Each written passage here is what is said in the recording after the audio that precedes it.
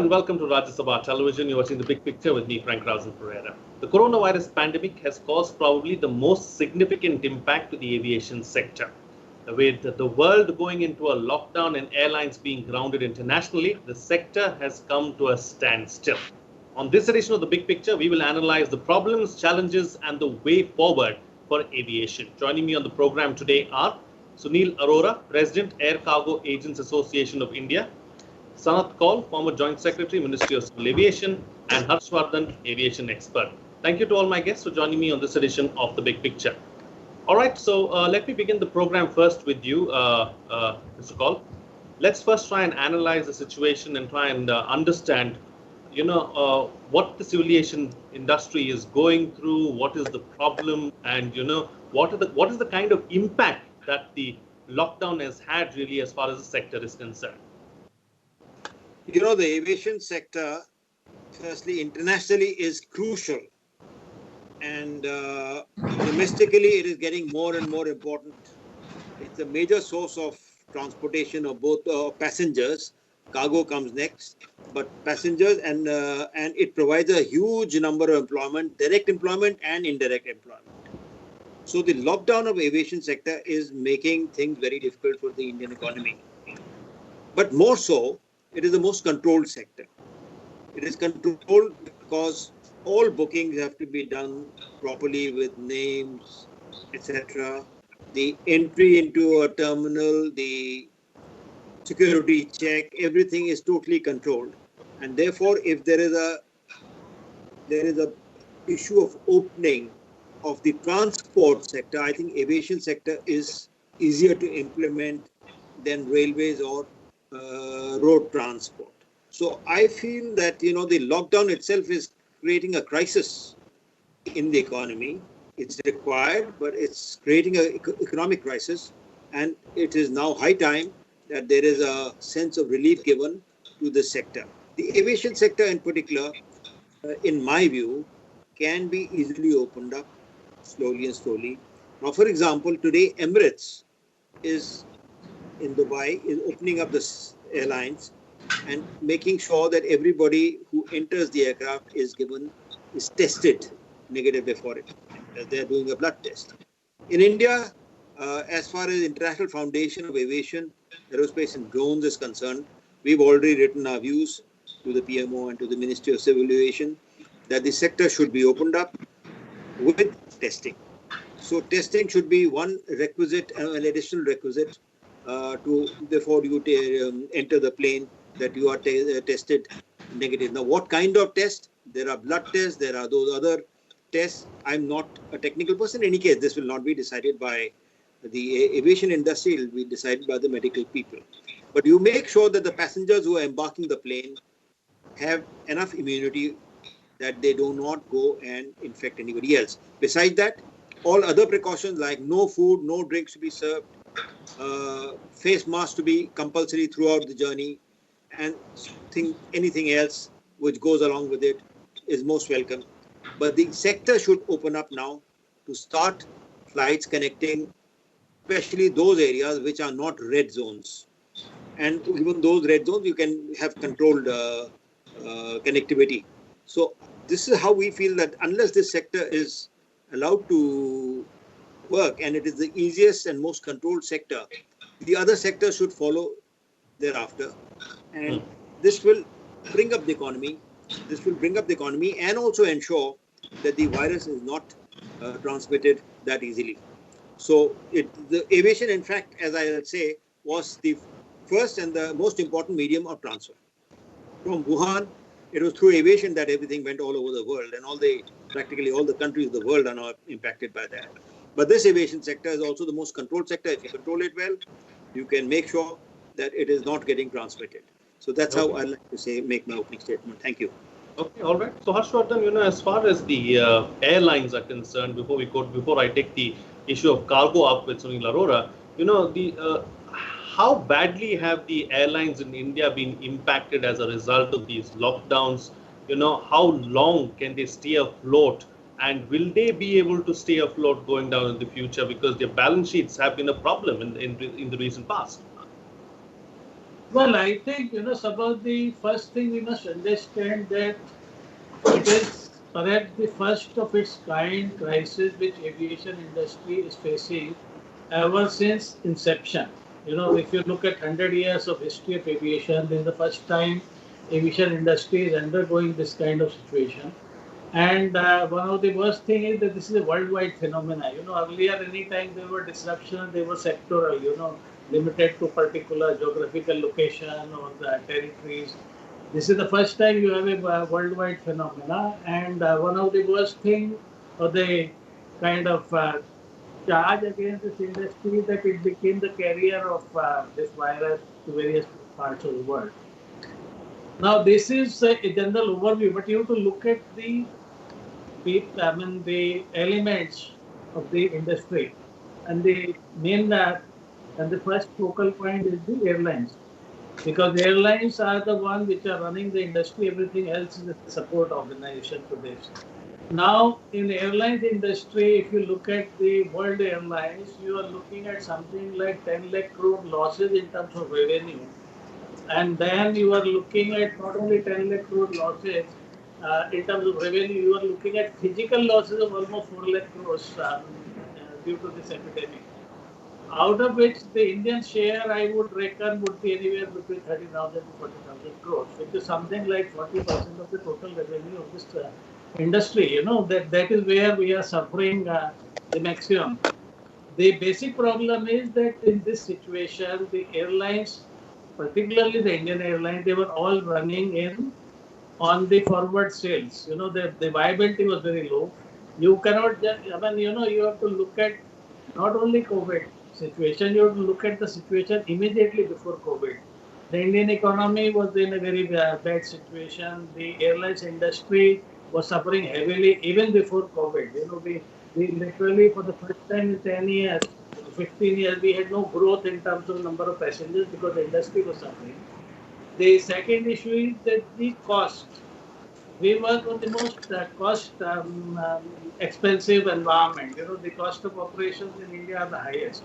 Even when the world airlines, the petroleum prices are just around hovering around $20, we are still paying the price which were applicable something around $110 of petroleum prices. That is where, which is the main component of this industry in terms of operation.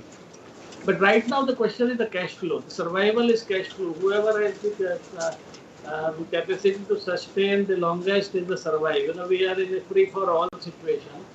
And I must also tell you, just grounding the fleet does not mean the costs have stopped.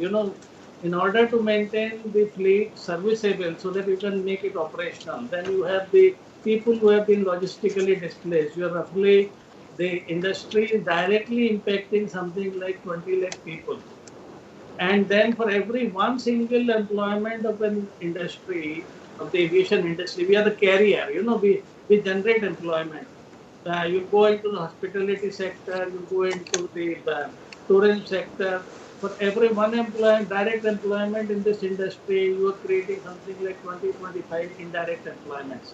So, with this industry, you are looking at something like 1.5 crore people who are getting affected in terms of employment. The people are not getting jobs, people are being laid off. The other situation is that with all that, when you want to resume, after such a massive disruption, when you want to resume, you have to realize the passenger confidence is at the lowest step. Correct. The screening would be maximum. People would want to firstly being repaid of what they have deposited. And according to me, all the Indian operators owe something like 20,000 crores in terms of forward sales revenue, which has to be remitted. And I don't think any of the operator has that capacity in terms of repayment. Then, there are certain operational expenses like leases, airport charges, fuel payment. Now, you require cash, hard-earned cash. Right now, government has not come out with any policy. And I do not believe that government of India has the capacity to bring any major substantial relief to these operators because, they have a huge deficit. They have a huge challenge at their hand of the rest of the country. The poorest have to get the first benefit. There are a lot of competing demands for it. So accepting There's a lot of competing demand for the resources. So accepting a limited relief and more as a kind of a motivational support, I don't think government of India would be able to do much about it. So I think, even after you revive the industry, when you open up, you are looking at something like 6 to 9 months of gestation to bring just the fleet. And Okay. at the moment, the demand situation, you are looking at something, even if you are looking at 6 months from now scenario, you are looking at an excess of about 300 aircraft because you cannot deploy all the aircraft in one go. Absolutely. So we'll International talk about, traffic. what is to be done later on, and what is the way forward a little ahead in the program. Let me bring in Mr.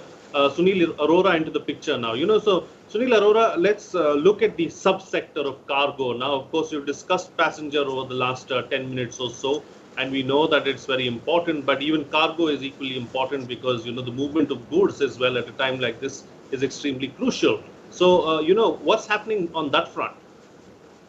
Okay, thank you, Harsh. Firstly, giving a compliment to cargo, that cargo is important. But as such, it has always been felt that the flights are operated for passengers, but whereas the low-lying cargo in the belly plays an important role and a very integral part of the profitability for any airline to exist worldwide. And this has been established with facts and figures. So I will be speaking on cargo because I represent an association as president of Air Cargo Agents Association of India. Firstly, I would like to say that yes, this pandemic has disturbed, or in fact, the entire scenario in the exit industry is now gone for a toss. Hmm. Okay, you seem Become to. exporters and importers to send in their goods and bring into this country. Now, the most important thing is that we'll have to look at the macro scenario after this lockdown is over because the effects have been significant. We are, as India, are placed at such a geographical location that we have always have lots of cargo moving in from the east into India, and our export market has been Europe and US primarily. So here the question is that everything has come to standstill, but as far as cargo is concerned, with the initiatives and with the very supportive role of our Ministry of Civil Aviation and Ministry of Commerce, we have been able to move at least two essential commodities like pharma and agri products significantly across the world. A lot of freighter airlines, domestic freighter airlines, are supporting us. And now is the time. Unfortunately, our Indian national airline is not a freighter airline, but now is the time which has been felt. Initially, there was a challenge. Initially, there was a challenge, but with now with the relaxed term notification with manpower to the airports and ports, other commodities can also move in from our airports, other than pharma and perishable. Pharmaceuticals has always been a core center. We import a lot of APIs, a lot of pharmaceutical products from Far East, and are one of the biggest exporters in the world to the Western world. So today we are facing a lot of problems because of this pandemic, and it has to be seen in a very holistic approach. We are getting best of cooperation from our airports, from our cargo terminal operators, from the ministries. Airlines are operating, but they have limitations. We have even some charter flights are going. Movement within the country is a big challenge. And the freight forwarding community as such is facing a big challenging task at the moment. And since the exporters, importers, manufacturers, they all shut down, and the freight forwarding community is going through a very tough time at the moment, even financially, I would say. We would request the government through your channel to support the freight forwarding industry because we collect freight from our exim partners and then remit the same freight to the airlines. And at this moment, it has become very difficult for the industry to collect freight, like it is happening on the travel side also. And Sure. we see a very difficult time ahead. But better planning after this lockdown is over, maybe we bounce back very quickly, and I'm sure and optimistic about that. Okay, better planning and looking forward now. Let's take that aspect up. Mr. Kaul, what needs to be done going forward? Because very clearly, like pointed out by the other panelists as well, it's not going to be business as usual. There are certainly going to be some measures that need to be taken. Some people are talking about leaving the middle seat vacant or leaving, an alternate row vacant as well. So these kind of things, do you see that happening going forward? Well, frankly, in my view, what we have considered with my colleagues is that this middle seat business is not going to work. Firstly, the distance required is much more than just the middle seat. So there has to be a more clear system of going, and we have discussed that, and we have come to the conclusion that individual testing is important. Whatever test is said, it will be at the passenger's cost. Passenger will go with a negative test, whatever type. There are 2 or 3 types of tests. As I said earlier, Emirates has started the blood test system. If the blood test is not good enough, we go for the swab systems. But start testing. The face mask would be compulsory. No food or drinks to be served on board, and therefore, and air conditioning issues have to be looked into, whether they, are recycling the same air or they are bringing in more fresh air. So all those things are technical issues which I don't want to discuss. But even certain airlines have said that they are bringing in more fresh air when they start now after COVID-19 than recycling the air in the aircraft. So these are issues which have to be taken into this thing. But opening of the commercial airlines and the cargo is already open up to a point, but opening of the commercial airlines for domestic only is very necessary just now. International can be seen at the second stage, because international is slightly more complicated, because the incoming passengers, we don't know where all they're coming from, what is the kind of testing that they will be required to do, what is the quality and acceptability of that testing in India. So domestic aviation should be opened up with conditions attached, and that is the only way the survival of the aviation sector, meaning both the airlines and the airports. Airports are also going through a lot of pain, and their revenues are down because there are no airlines coming in, there are no passengers there. So they're also, in fact, 2 of the biggest airports, Mumbai and Delhi, have both gone to the government. One has gone to court, one has gone to the government for negotiations. So they are having their problems. Airlines are financially in real distress. Right. But it's not a question of finances alone. It is a question of connectivity and opening up the strategic links to the rest of the country. Sure. Therefore, I think it's time to open it up, and the safest way to open it up. Okay, all right. So talking about opening up the airlines, talking about connectivity and strategic communication as well, Harshvardhan, what are some aspects that we need to keep in mind? Initially you could put any kind of restrictions for 2-3 months, because that is a kind of a protected movement. But as you know, you cannot put this kind of restriction on a permanent basis, because this is mass transportation. So we need to look at the situation. The first thing is that we need to have a very clear perception. Like, when you go into solutions like keep the middle seat vacant, etc., you have to realize that you are incurring a cost for the whole aircraft, not for 2/3 of the capacity. As it is, the costs are very high. The first thing the government has to do is that it has to start creating some kind of quarantine corridor, taking it to what Mr. Kaul said, that basically you have to look at a limited opening of certain sectors with certain restrictions or certain impositions of ground rules on the passengers, that you have to get yourself properly tested for ABC or test whatever the medical fraternity decides. And then slowly, you have to start assisting the operator in terms of the initial cash flow. The government has to keep that in mind, because all these operators would have virtually have no cash flow. So there has to be a liberal dose of cash flow to revive themselves. Say you are looking at 45 days of operating costs as a cash flow. I think that kind of a liberal dose of infusion has to be made, and the only way to do it is by government. No other agency will be able to provide. However, I must bring two very quick observations to your notice, that in this COVID scenario, India has virtually proved to the world that we are among the best, if not the best. Air India's role has been lauded world over. And if you remember on your channel, I have always defended, perhaps the only person who defended, the remaining in the government sector. Today, Air India has proved that it is no longer a commercial organization, it is a strategic organization for the state, and I think I compliment Air India for it. And they would be perhaps the first operator which will actually break the they would break this situation where they would start operating because they are literally better organized than most other operators because they are partially operating. And the Right. second area, like Mr. Arora said, that the first influx of volume will come from cargo, not from passengers, because it is much easier to screen the cargo. And as soon as the economies open up, the need for products would be much higher because there is everywhere there is supply chain vacuum. So it will be the cargo. So I think government has to focus on cargo and limited operators and limited quarantine sectors. That is Sure. the best way forward.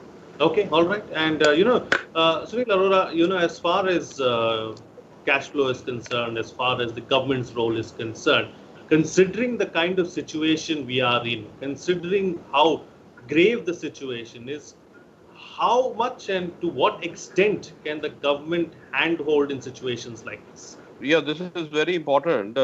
Once this pandemic is over, as Mr. Harshvardhan said, there is a demand there will be a steep demand from different parts of the world, and which is going to which has very effectively. The first thing what we expect from the government is that there has to be some freight rate control system. Although there is an open sky policy, but this exorbitant rate increases or freight rate increase of 4x, 3x will add on to the product, whether it is import or it is export, and our products worldwide will become unviable, which is a very dire concern that I see. We will have to have some sort of a freight rate control, deploy more freighter capacity, bring in aircrafts even if they are not able to move passengers. We need to bring in the similar those passenger flights carrying only cargo, and now cargo on in the passenger cabin has also been permitted.